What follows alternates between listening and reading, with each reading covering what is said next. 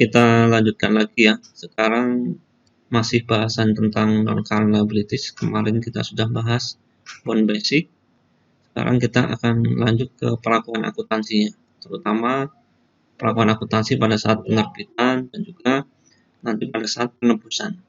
Karena itu artinya baik pada saat jatuh tempo maupun setelah sebelum jatuh tempo. Kita lihat satu-satu ya. Jadi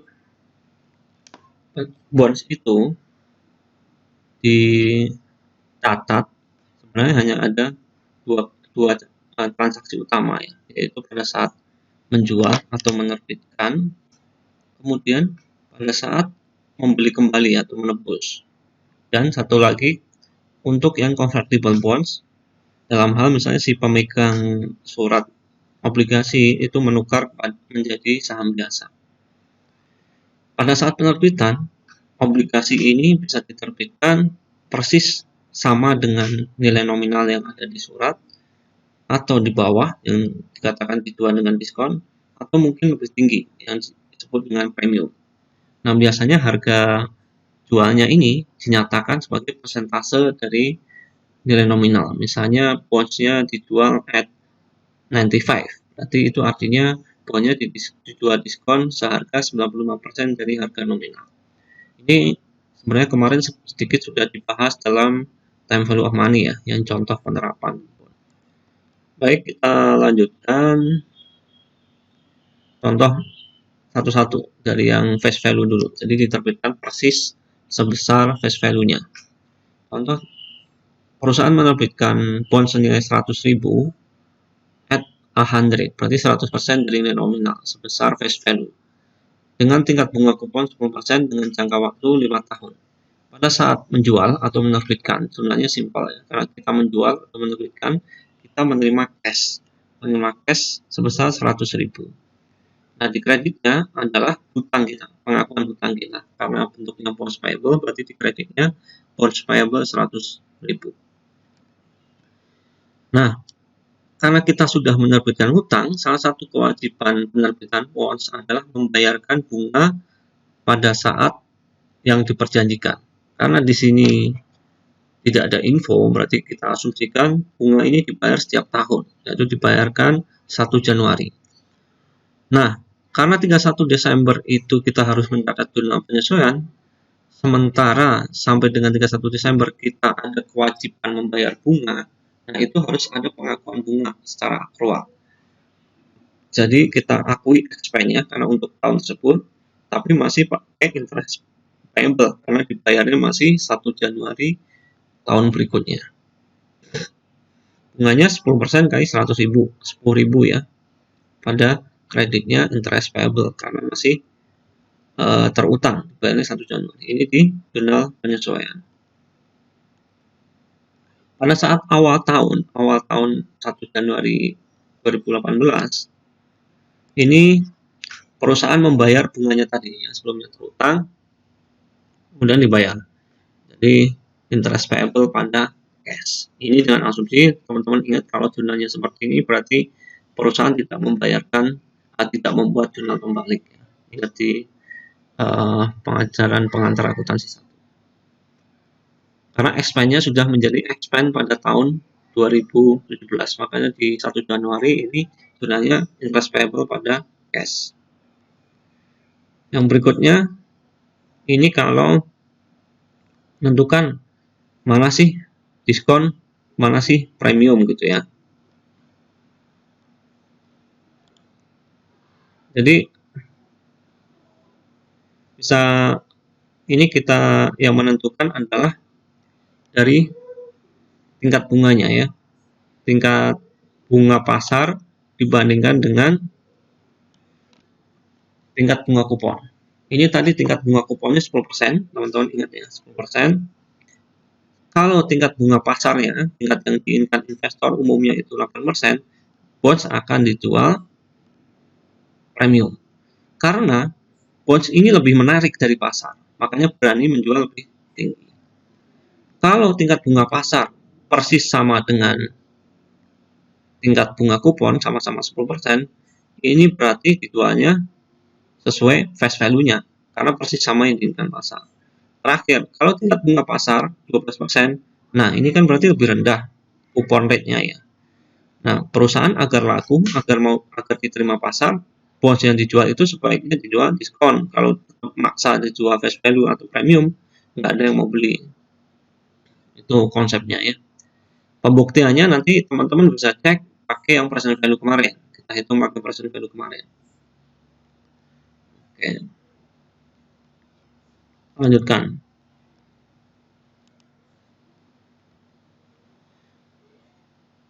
Sekarang kalau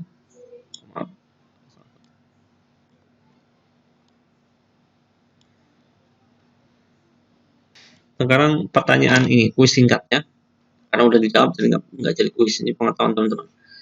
Jadi perusahaan menerbitkan bond 10 tahun. Kalau misalnya bond ini diterbitkan dengan premium, hal ini mengindikasikan yaitu tingkat bunga kupon atau kontrak ini melebihi dari market interest rate yang tadi kita bahas ya. Oke, simpel. Sekarang kalau perlakuan akuntansi untuk yang dijual secara diskonnya. Kalau secara diskon, ini kita akan lihat bahwa ada keterangan ini dijualnya 98% of face value. Artinya dijual 98 at 98 biasanya gitu. Jadi kita bisa menebak bahwa tingkat bunga pasarnya lebih tinggi dari tingkat bunga kupon yang ada di bond ini 10%. Karena di sini dijualnya diskon. Gunanya sama, mau pakai face value, mau pakai yang diskon ataupun premium. Cuman yang dicatat sebesar selisihnya ya, sebesar harga yang laku di pasarnya. Karena laku hanya 98.000, dan dicatat hanya 98.000. Nah, yang membedakan adalah nanti pada saat ada pengakuan beban bunganya. Nanti kita ada yang namanya amortisasi. Pada saat penyajian di neraca, posisinya sama, mau face value mau premium itu di non current liabilities. Cuman di sini karena nilai 98.000, di sini ada penjelasan ya, karena dijualnya sebagai diskon. Kemudian karena ada efek berikutnya, karena dijualnya di bawah face value menyebabkan total biaya peminjaman atau cost of borrowing-nya itu lebih besar dibandingkan interest yang dibayarkan. Kalau interest yang dibayarkan hanya 10% dari face value, 10% dari 100.000 hanya 10.000. Tapi apakah cost of borrowing-nya sama? Nah, ini yang kita harus hitung. Kenapa berbeda? Jangan lupa, meskipun kita hanya nerima 98.000 karena dijual secara diskon, nanti pada saat pelunasan bonds, kita tetap harus membayar penuh 100.000. Nah, dari sini aja ketahuan cost of borrowing-nya akan lebih tinggi. Setidaknya 2.000 ongkos ini, selisih antara nilai penjualan dengan nilai pengembalian secara penuh pada saat jatuh tempo dan beban bunganya. Ini perhitungannya contohnya. Beban bunganya 100.000 kali 10%, ini 10.000 per tahun ya, kali 5 ketemu 50.000. Ditambah diskonnya dari 98.000, kita harus mengembalikan 100.000 plus 2.000, ketemu 52.000. Ini total cost of borrowing-nya. Jadi selain interest payment juga ada tambahan dari pendiskon ini. Bisa juga kita hitung caranya dengan versi yang kedua. Nilai jatuh tempo yang harus kita bayarkan adalah 100.000. Kemudian nilai yang kita bayarkan untuk bunga selama 5 tahun 10.000 kali 5, karena setiap tahun membayar bunganya 10.000. Total yang dibayarkan kepada pemegang obligasi ini adalah 150.000. Yang kita terima dari bondholder, dari si pembeli obligasi kita hanya 98.000. Jadi cost of borrowing-nya dibandingkan antara uang yang kita bayarkan dengan uang yang kita terima ini sebesar 52.000. Caranya sama dengan cara yang pertama, hasilnya sama dengan cara yang pertama. Nah, ada tadi yang 2.000 tadi gimana perlakuannya? Karena itu harus pada saat jatuh tempo harus dibayarkan ke pemegang obligasi juga kan. Nah, inilah yang disebut dengan amortisasi.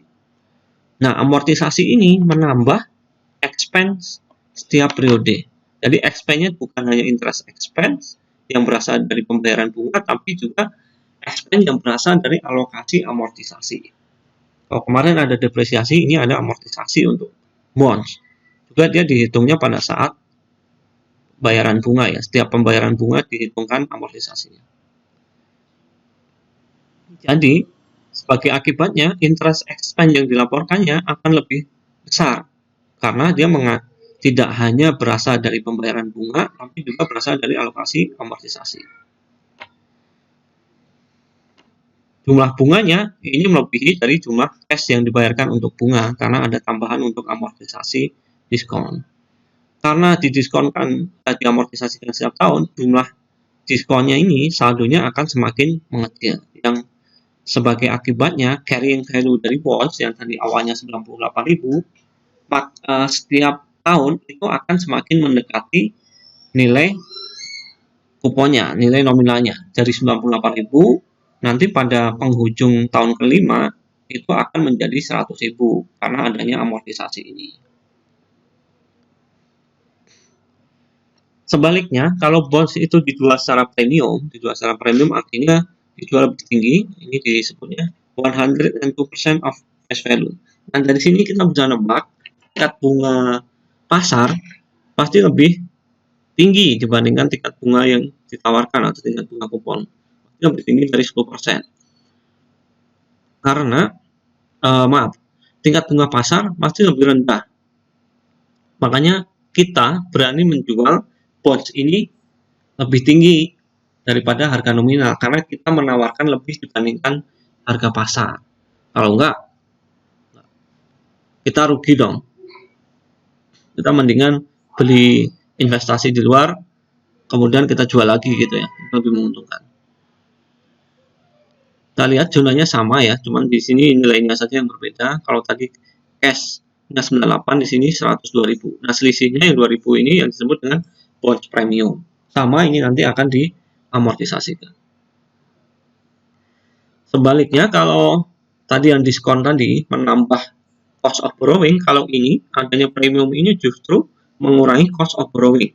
Karena yang kita awalnya menerima dari bondholdernya 102, kita hanya mengembalikan 100.000. Nah, dari sini total yang dibayarkan ke pemegang obligasi kan 150.000, sementara kita menerima 102. Cost of borrowing-nya 48, lebih kecil dari annual interest payment. Jadi amortisasi dari bond premium ini akan mengurangi interest expense. Di sini kita juga bisa lihat ya, yang kita bayarkan ke customer 50.000, 10.000 per tahun kali 5, 50.000 dikurangi dengan bonds premium, karena nanti pada saat pelunasan kita hanya cukup membayar 100.000, bukan 102. Ini amortisasi dari bonds premium itu dibebankan setiap periode sehingga mengurangi interest expense. Jumlah interest expense yang dilaporkan akan lebih kecil dibandingkan jumlah yang dibayarkan. Ketika bonds premium ini diamortisasikan, nilai bonds premium ini akan semakin mengecil, yang dampaknya bonds carrying value-nya akan semakin kecil dan pada akhirnya nanti akan menjadi sama dengan jumlah face value dari bonds itu. Dari awalnya 102, nanti pada saat pelunasan tinggal 100.000. Kita lihat contohnya. Contohnya, perusahaan menerbitkan bonds 200.000 dengan harga jual 189.000, berarti ada diskon. Jumlah pada saat menerbitkan ini cash menerima 189, kemudian bonds payable 189.000. Kemudian di neraca akan dilaporkan bonds payable 189.000. Ya. Bahasan berikutnya kita akan lanjut kalau bonds ini sudah selesai, kita sudah menerima duitnya, kemudian kita harus membayar. Kalau dibayarkannya pada saat jatuh tempo, ini simple, kita bayarkan langsung bonds payable pada cash. Tapi jangan lupa sebelum ini kita harus selesaikan dulu interest expense-nya maupun amortisasinya. Jadi ini terakhir di akhir jatuh tempo, kalau sudah kita lunasi bonds payable-nya. Nah, bagaimana kalau perusahaan ada kebijakan misalnya pengen mempercepat pelunasan bonds-nya itu, jadi sebelum jatuh tempo sudah dilunasi. Nah, kalau seperti itu kita harus menghitung dulu carrying value of the bonds. Carrying value ini mirip dengan book value pada fixed asset, artinya yang sudah di-adjust dengan amortisasi. Nah, kalau sudah ketemu carrying value-nya ini kita hapus, kita catat uang yang kita bayarkan untuk melunasi, dan kita cek ada atau tidaknya keuntungan atau kerugian. Kalau nilai yang kita bayarkan lebih besar dari carrying value, berarti ada loss. Kalau yang kita bayarkan lebih kecil dari carrying value, berarti ada gain. Nah, gain or loss di sini, ini biasanya masuk ke extraordinary gain. Misalnya, instead dilunasi di akhir periode, di akhir tahun keempat, 1 tahun sebelum selesai, perusahaan memutuskan untuk melunasi bonds-nya. Jadi sebelumnya, bonds ini dijual at premium, berarti ada bonds premiumnya. Nah, akhir tahun keempat, bonds-nya itu ditebus dengan harga 103 setelah membayar bunga tahunannya. Jadi, tetap bunga tahunan periode itu kita hitung dulu, termasuk amortisasinya. Nah, diasumsikan bahwa nilai carrying value dari bonds tersebut setelah memperhitungkan amortisasi premium ini sebesar 100.476. Kita menebusnya 103%, artinya 103 kali 100.000, bayarnya 103.000. Kita bayar 103.000 pada carrying value hanya 100.476. Dari sini kita bisa tahu akan ada loss di sana karena kita membayar lebih besar daripada carrying value. Makanya nanti di jurnal pasti ada menghapus bonds, membayar cash, dan ada loss. Kita lihat jurnalnya. Bonds payable 100.000, 476, 2.524. Kemudian cashnya 103 kali 100.000. 103.000 ada loss 2.524 karena ada selisih antara yang dibayarkan dengan bonds payable carrying value-nya. Terakhir, ini ada contoh satu lagi. Perusahaan menerbitkan 500 bonds senilai 500.000 dengan jatuh tempo 10 tahun dengan diskon ya. Jadi pada saat menerbitkannya diskon karena ini premium. Nah, sebelum jatuh tempo, pada saat carrying value dari bonds 496.000, perusahaan menebus dengan harga 98. Artinya 98 kali 500.000. Berarti 490.000 ya. Dari sini kita bisa tahu, kita bayar 490.000. Tapi carrying value-nya 496, berarti lebih kecil yang kita bayarkan. Kalau seperti itu berarti ada gain. Kita lihat jurnalnya. Ini carrying value 496.000. Kemudian kita bayarkan 98% kali 500.000, 490.000. Ada selisih masuk ke gain. Tuh. Nah, dalam prakteknya, ini carrying value ini biasanya kita harus mencari dulu. Kita carinya adalah kita memperhitungkan dulu interest expense dan juga amortisasi sampai dengan periode tanggal tersebut sebelum ditebus. Jadi kita hitung dulu carrying value. Baik, itu terkait penerbitan dan juga penebusan bonds. Kalau ada pertanyaan silakan kita diskusikan.